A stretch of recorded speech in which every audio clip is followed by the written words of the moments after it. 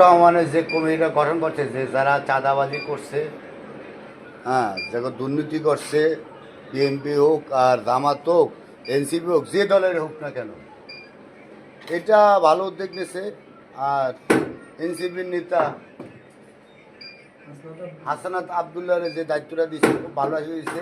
এর মধ্যে বিএনপির মেন নেতারাই ফাইসে দেবে, নাম বলবো না, ফাইসে দেবে 100%, 80% বিএনপি নেতা ফাইসে দেবে।